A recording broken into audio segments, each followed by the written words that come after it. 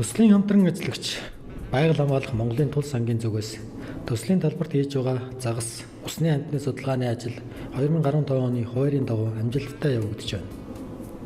Америкийн нэгдсэн улсын Рутгерсийн их сургуулийн доктор профессор Олаф Женсен болон Монголын загас судлаач эрдэмтдтэй хамтарсан баг X-лэнгийн бэлчрийн тодорхой бүс нутагт тул болон бусад загасны шилжилт хөдөлгөөн ижлэжлийн судалгааг хийж өмнө нь радио тохиолдолд тавигдсан загасны хөдөлгөөн амьдрах орчин нүүдлийг анхааралтай ажиглаж байгааг зэрэгцээ энэ удаа голын ёроолын шавж амтан судлаач эрдэмтэд оролцсон өргөн бүрэлдэхүүнтэй баг ажиллаж байгаа юм а.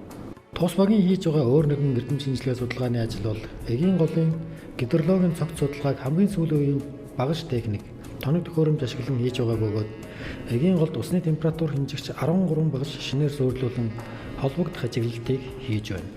Судлаачдын зүгээс ажил амжилттай эргэжж байгааг тэмдэглэхийн зэрэгцээ радио тохиолдолд тавьсан загас хяналтаас олонтой гарч өндөр үнэтэй тохиолдол үр дүнгээ өгөхгүй ихээхэн хэмжээний хохирол учирч байгааг дурдж байлаа.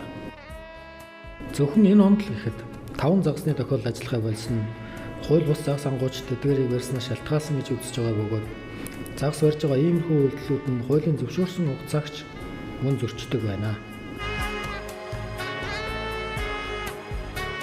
Hi, my name is Olaf Jensen. I'm a fish biologist and aquatic ecologist, and I work at Rutgers University, where I'm a professor. I did my PhD in 2007. Намайг Олаф Женсен гэдэг загас судлаач докторийн зэргийг Висконсины их сургуульд хамгаалсан.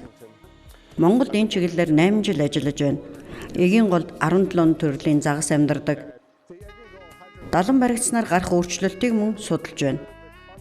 Эгийн голын ус их цэнгэг, түргэн урсгалтай бол сэлэн мөрөн харьцангуй өргөн, урсгал удаан, шавар ихтэй гол бөгөөд тус тустай ялгаатай экосистемүүд боловч загасны хоорондын уялдаа холбоо байгаа эсхийг мөн судалж байна.